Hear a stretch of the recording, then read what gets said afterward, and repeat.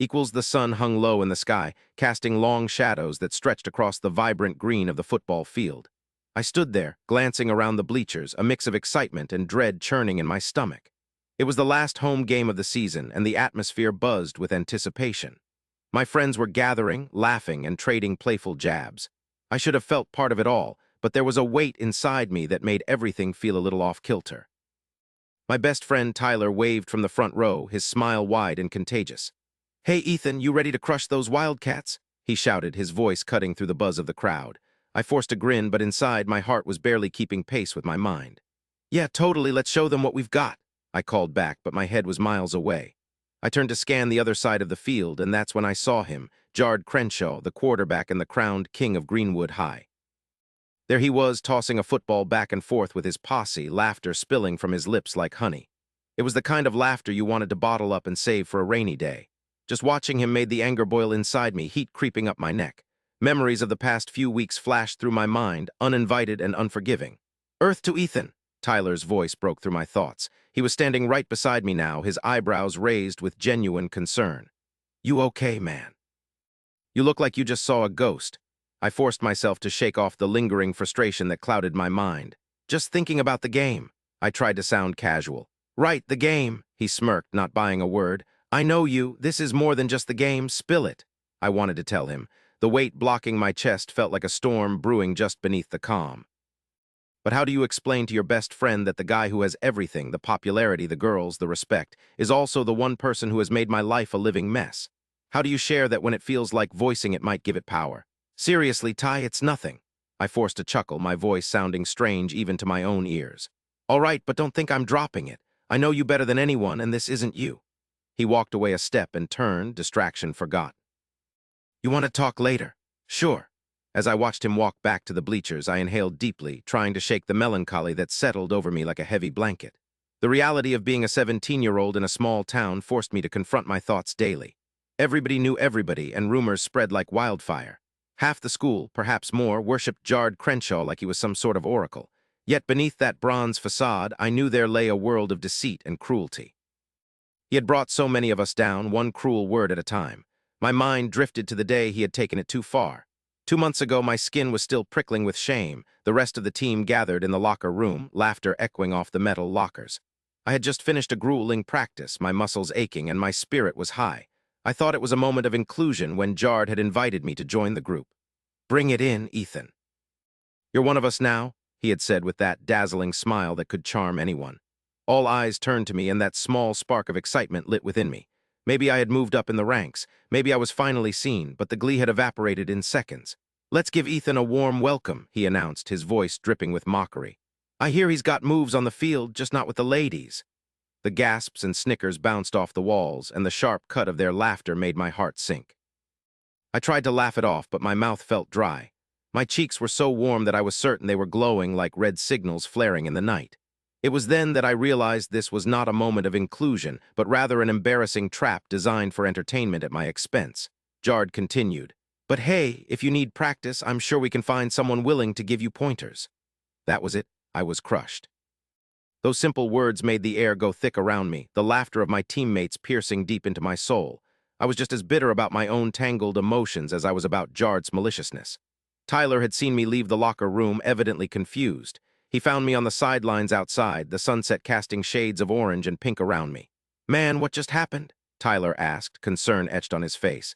"Nothing, just the usual." "That was not nothing, Ethan. They were being real jerks. You should stand up for yourself." "But why? What's the point? They're just going to laugh harder," I replied, kicking at the ground, feeling stupid for even justifying my own feelings. "No, you can't let them get away with this. You should fight back," Tyler insisted, fire in his voice. "Fight back how?" I exclaimed, frustration spilling from me like venom. "I'm nobody, remember?" He narrowed his eyes, his voice tamer now. "Ethan, you're not nobody. You're my best friend, and you're so much more than what they think you are. You just have to believe that." But all of that encouragement felt meaningless in the shadow of what Jard had said. The moment was already etched into my memory, each frame feeling sharper than the last. As the team began to gather on the sidelines, my thoughts were interrupted by wild cheers erupting from the stands, pulling me back into the present. I could hear the announcer calling out the players' names, and despite the tinge of anger still gnawing at me, I forced myself to focus. All right, this is it, I whispered to myself, shaking off my lingering thoughts. As I jogged towards my position, I could see Jard standing tall, his presence as commanding as the sun setting behind him. It was like the game meant everything to him, and in that moment I wanted nothing more than for him to notice me, to feel that shift between us. Well, well, well, if it is Ethan the nobody, he shouted across the field, laughter trailing after his words like a bad odor. It sent a shiver right down my spine. For a moment I froze and Tyler came to my side near the field. Ignore him, man, just focus on the game, he urged, his voice calm amongst the chaos. I closed my eyes for a brief second, channeling all my frustration into a single thought. I was not going to be broken, not today. I could feel the energy from the crowd, the adrenaline surging through me. This was my chance. My heart pounded, and as I opened my eyes, I noticed Jard shooting me a look of amusement, his friends snickering beside him. Showtime, I muttered, determination washing over me. The whistle blew, a sharp crack in the air that ignited pulse after pulse of adrenaline through my body. The game began, and I dove into the action, tackling with all my might, my focus fading everything else away. In that moment, I wasn't just Ethan Rivers. I was a player, a part of something grand. Each tackle, each pass, flutter poured into the thrill of the game, but always it was there. The looming shadow of Jard just waiting for his moment to strike. The game was drawing to a close. We were tied. Every position counted. I could barely breathe, and the energy was electric, my muscles ready to burst with anticipation. "Ethan, get ready for the play," Tyler shouted as we lined up at the line of scrimmage. It was my moment, the one that could turn it all around. The ball was snapped, and adrenaline told me to move. I broke through the defensive line, dodging arms reaching to stop me. My focus narrowed down to just one thing, the end zone, so close yet so far away. But then, out of nowhere, a body collided with mine, bringing me crashing to the ground hard enough to knock the breath out of me. It was Jard, and in that instant, the playful grin on his face vanished. I could practically feel his eyes narrowing, exuding all that arrogance that made him tick. "Well, aren't you a brave little mouse?" His voice dripped with mock surprise, words sharpened like knives. I stared up at him, struggling for breath. "Go to hell, Jard." His laughter echoed in my ears, drowning out the cheers of the crowd. "What was that? Did you actually just talk back to me? Didn't think you had it in you." In my chest, anger bloomed. This was not just a game. It was a chance for my voice to finally break free. I struggled to my feet, brushing the dirt from my jersey. "You're nothing but a bully," I snapped. "Wow, real original, bet that'll show me," he quipped, shooting me a dismissive glance before turning his attention back to the field. But I refused to look away. It was more than just playing ball now. I could feel the tide turning. I had spent too long silent, too long existing in his shadow. As the game resumed, I played the remainder with renewed vigor, tackling harder, running faster, and in the end, as the final whistle blew and the score settled in our favor, exhilaration pierced through me like a stake of sunlight breaking a storm. I had done it. I had faced the storm and lived to tell the tale. "Ethan, you were great out there." Tyler bounded over, his excitement filling the air. "Thanks, man," I chuckled, even though I could still feel the tension from earlier weighing on my mind. But as we celebrated, Jard's laughter caught in the corners of my mind, and suddenly I felt the flicker of something fierce, a yearning for more than just a moment in the limelight. It had been established that today was a victory, but there was more to the story, and with every passing second, another chapter beckoned to be written. What would it take for me to stand my ground and face the boy who had made me feel small? As the last of the cheers faded into the night, I realized that there would be a reckoning, and I was ready to unravel it, piece by piece.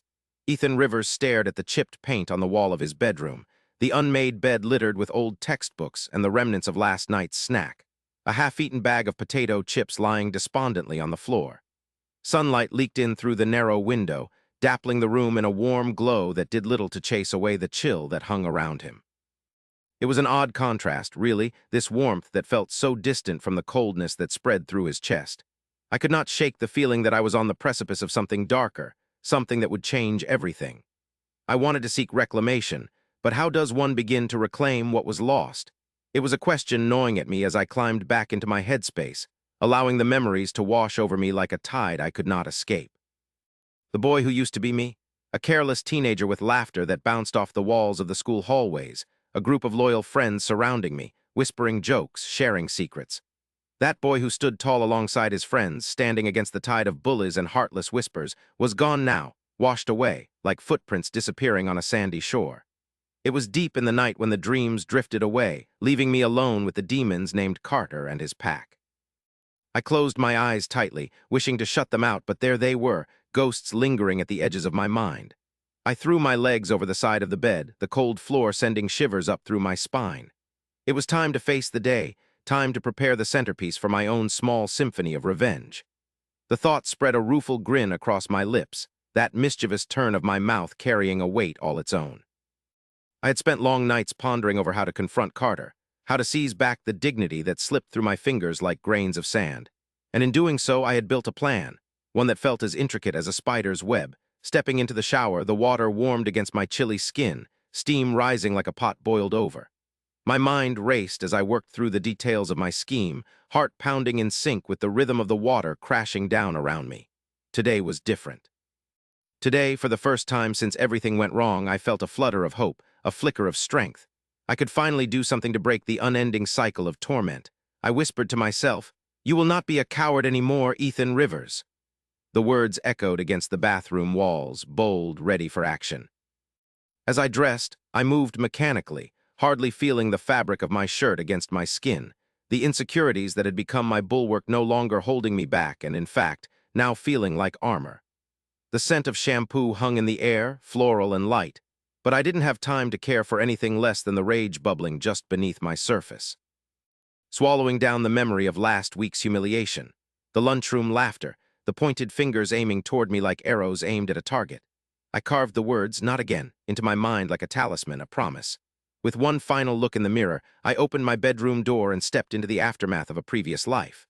The house was eerily quiet, the only noise the distant call of birds outside and the humming of my brother's old video game blaring through the thin walls.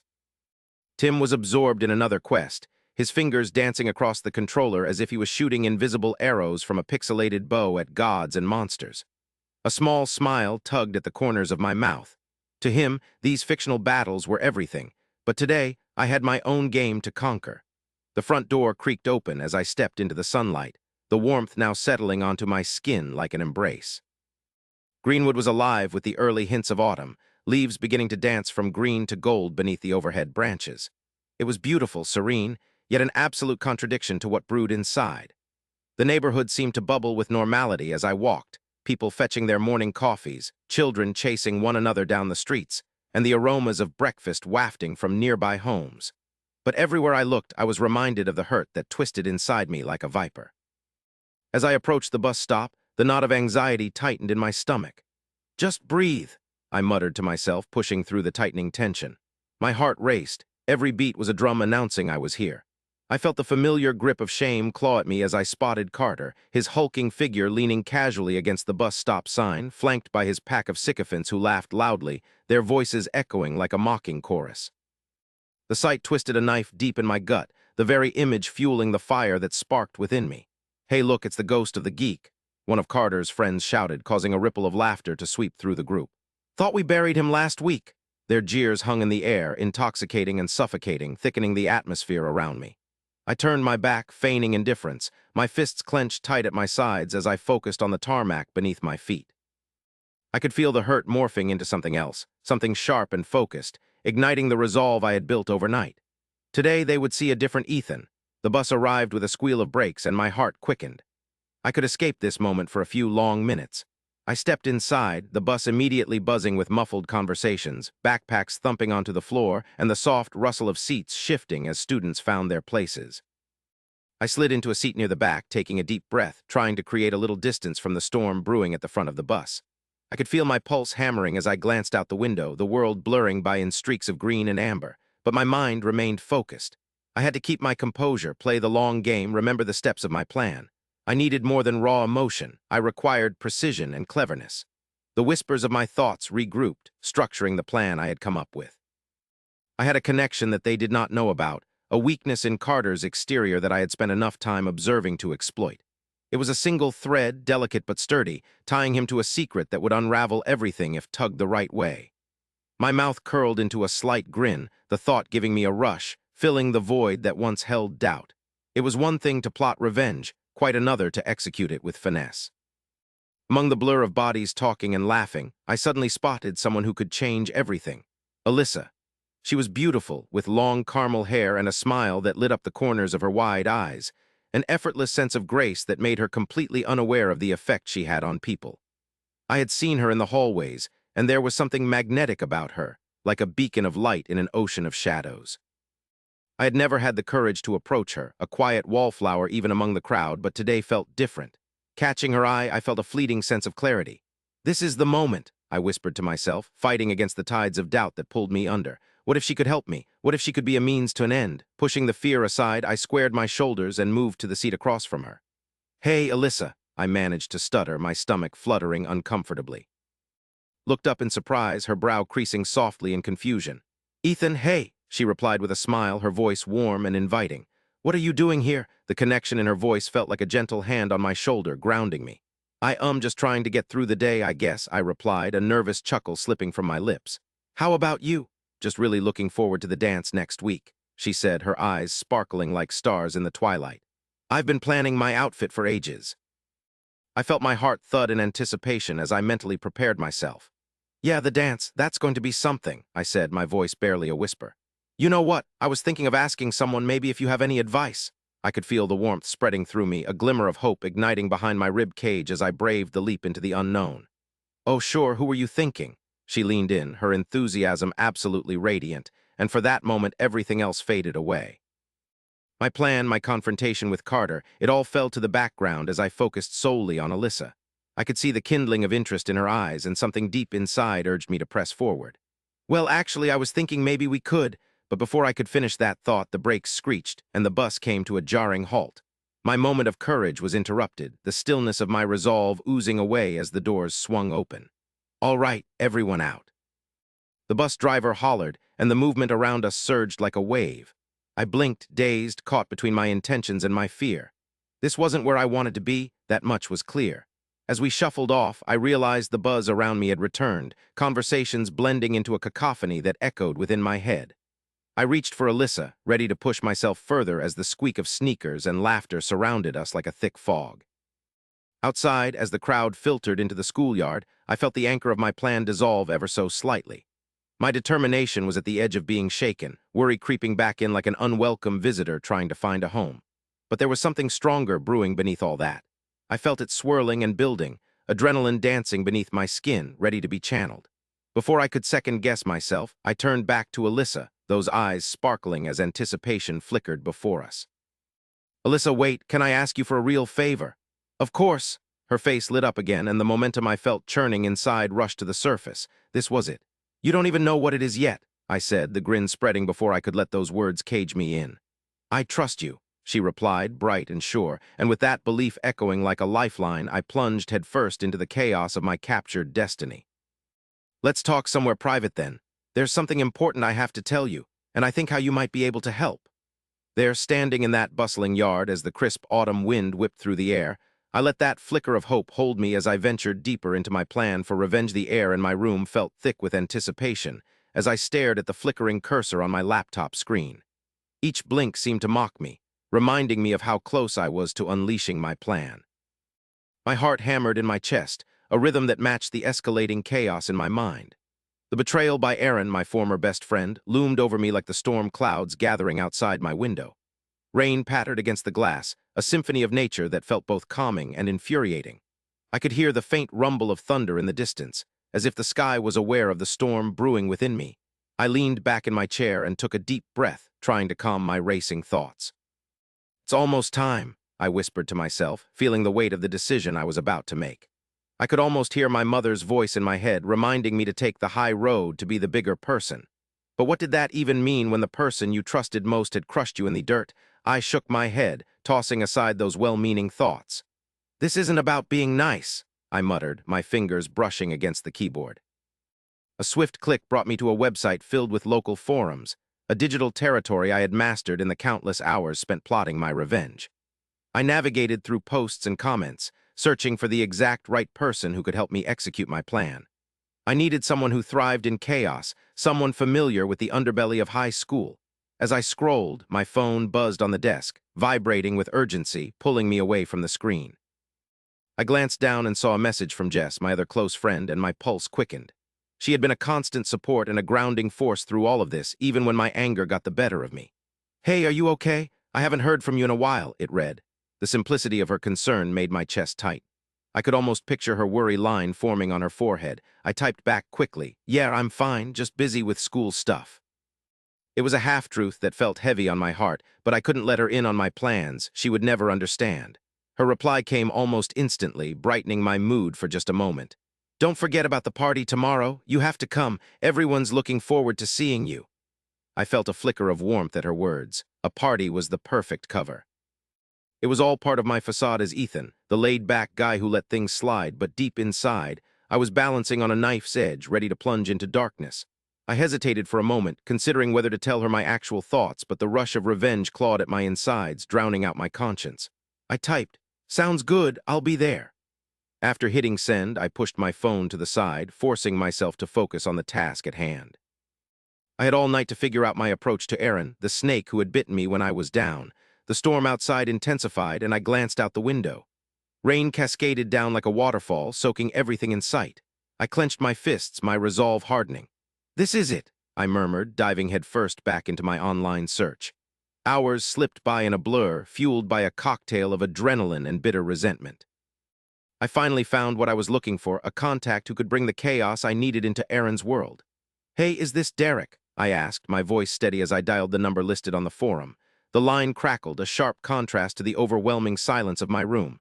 "Yeah, this is Derek. Who's asking?" he replied, his tone casual yet assessing. "This is Ethan Rivers. I might have a job for you," I stated, keeping my voice low even though there was no one around to overhear. "Okay, shoot." I took a breath, the intensity of the moment making the air around me feel electric. "I need someone to send a message to a guy at my school. Nothing permanent, just enough to shake him up." Derek chuckled, a dark sound that sent chills down my spine. "I do that for a living, man. What's the deal?" "Aaron Klein. He used to be my best friend until he decided to stab me in the back," I revealed, my voice thick with poison as I spoke his name. Speaking of Aaron made my blood boil, memories of betrayal fueling my passion. "He needs to know that I'm not the easy target he thinks I am." "Sounds personal," Derek replied, his voice dropping to a conspiratorial whisper. "How do you want me to handle it? A little scare? Some cryptic messages?" "More like a physical warning," I suggested, my gut twisting with anxiety and excitement. "Something that gives him a reason to think twice before messing with me again." "All right. I can set something up by tomorrow night. You want to meet in person to discuss details?" "Sure, where?" "Meet me at the pit. You know that old place by the railroad tracks?" I grimaced at the thought of stepping into that grimy hangout. I never went there, known for the rough crowd and bad vibes, but I had no choice if I wanted to pull this off. "Fine," I said, forcing the words out. "I'll see you there." After hanging up, I felt a strange mix of exhilaration and dread. The seed had been planted. My plan was set in motion. I noticed how my breaths came quicker, how the air seemed charged with anger and anticipation. Staring at my reflection in the darkened window, I barely recognized the person looking back at me. There was fire in my eyes, a hunger driven by a desire for retribution. The sky rumbled again, and a flash of lightning illuminated the room for a split second, highlighting the shadows stretching across my walls. I sank back into my chair as thoughts whirled through my mind, memories of laughter with Aaron contrasting sharply against the image of betrayal. Suddenly, a knock on my door jolted me from my reverie. "Ethan, dinner is ready," my mother called from the hallway. I quickly closed my laptop, feeling guilty as I tucked away the dark hours I had spent planning my revenge. "Okay, Mom, I'll be right there," I shouted back, forcing a smile onto my face even though my insides twisted with each bite of guilt. I made my way down the hallway, the familiar sound of my mother's cooking wafting through the air, enveloping me in warmth. When I stepped into the kitchen, the inviting scent of spaghetti sauce simmering on the stove enveloped me. My mother was humming softly to herself, her apron tied around her waist, her hands busy stirring the sauce. She turned and smiled at me, the smile lighting up her features and giving me momentary comfort. "Dinner will be ready in just a minute. How was school?" she asked, her voice full of genuine curiosity. "Fine, just the usual stuff," I replied empty-heartedly, the words rolling off my tongue with practiced ease. My heart constricted as I watched her face, noticing the slight crease on her forehead and the tired lines around her mouth. "Just the usual, you better not be getting into trouble," she teased lightly, but I could feel the deeper worry embedded in her jest. "I promise, Mom." "No trouble here," I said, forcing a grin, but internally I screamed at the lie. The weight of my secret began to sit heavily on my chest. "Good. I want you to focus on your studies and not let anything distract you, especially with college around the corner," she added, her voice filled with the hopeful dreams she had for me. "Yeah, I get it," I said swiftly, anxiety creeping into my tone, making me sound unreceptive. I looked away, focusing on the dishes stacked in the sink. the soap bubbles drifting lazily in the air. She seemed to sense my tension and walked over, resting her hand atop mine gently. "Ethan, I know things have been tough lately with your friends. I just want you to know that I am here if you ever need to talk about anything." Her concern made my throat tighten. I knew she would be horrified if she knew what I was about to do. I was caught in a web of deception, a web I built without a shred of remorse floating in my mind. "I'm fine, Mom. Really," I insisted, removing my hand from hers and forcing distance between us as if that could keep my secrets buried. "All right, if you say so," she replied, though I could sense the lingering doubt in her voice. "Just promise me you will be safe. I worry about you." "I promise," I said, even though I knew deep down I was heading straight into danger. A part of me recognized that I was walking a tightrope, and one small slip could change everything. Dinner was an endless cycle of distraction as my mother chattered about her day, her eagerness to engage highlighting my growing embarrassment over my own secret thoughts. I nodded and smiled and offered reassurances I did not mean, all while my heart raced with the adrenaline of what I planned for tomorrow. As the meal came to an end, I excused myself early, using the excuse of more homework.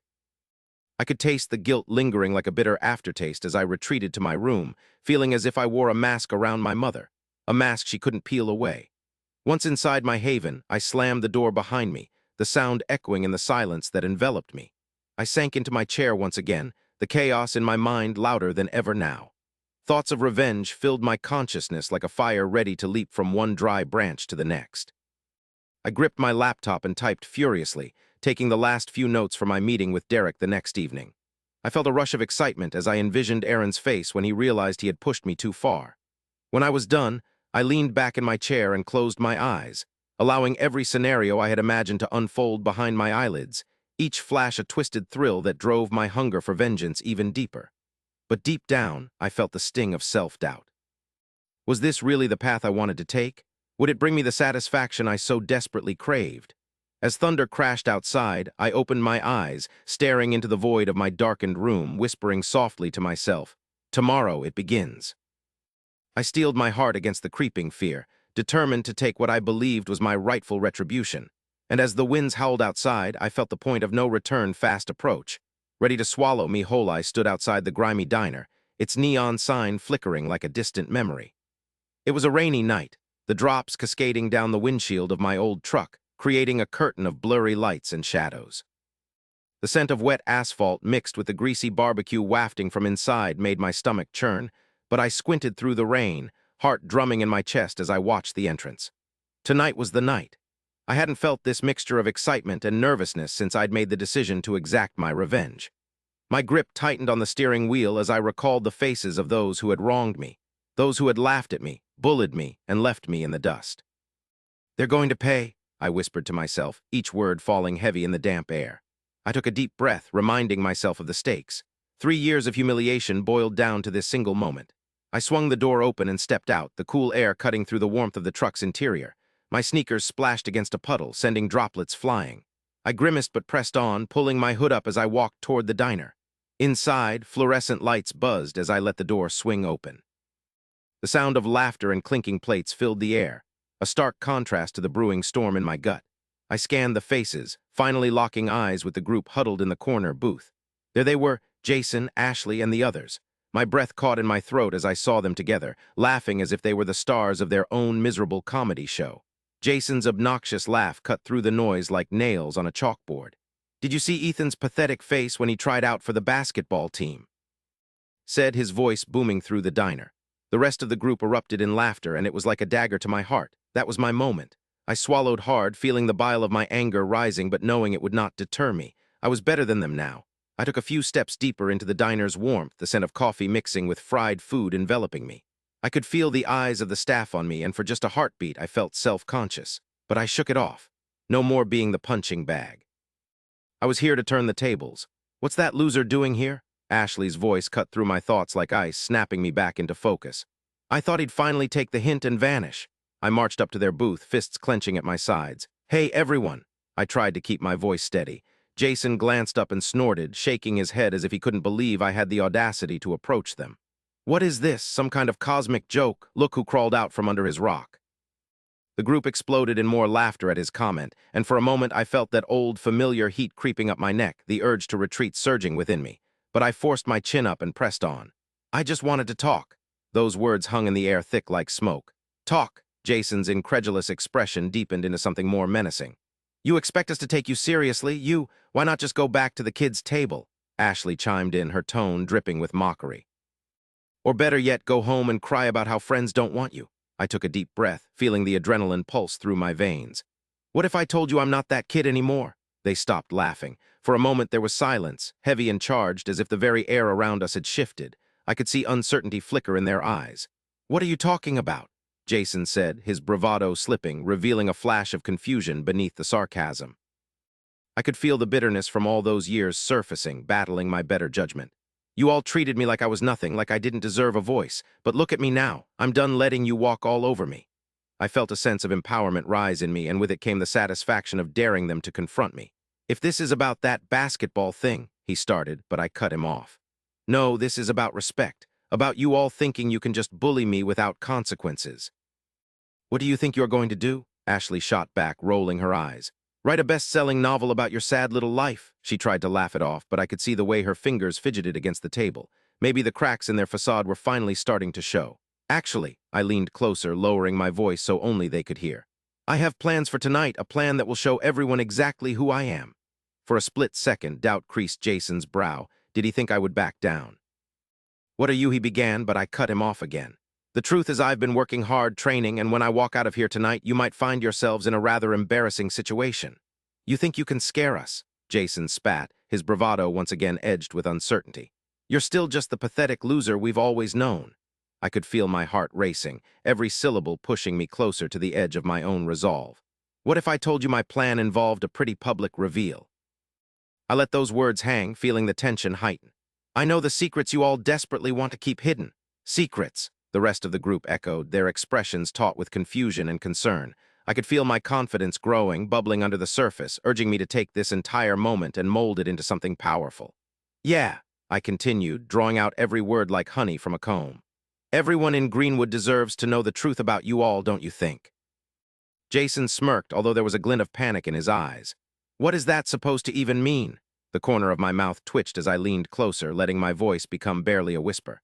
You all like to think you're untouchable here, but the truth is you're dangling by a thread. Your little secrets, they are all about to come to light. Is this some kind of joke? Ashley asked, her voice trembling. You really think anyone would believe you over us? I stepped back, straightening my posture, pulling my jacket closer as I felt the weight of their disbelief. They will believe me, because I am done being the quiet nobody. I'm done with the games, and for the record, I'm not scared of you.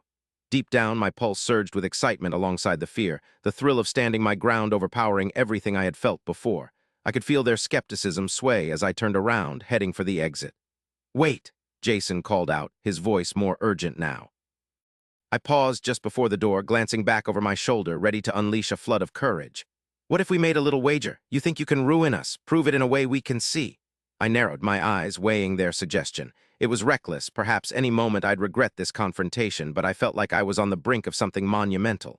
Wager, I repeated, letting the word roll on my tongue, contemplating the implications. What would you propose? A social media challenge, he declared, leaning back with confidence that felt rehearsed.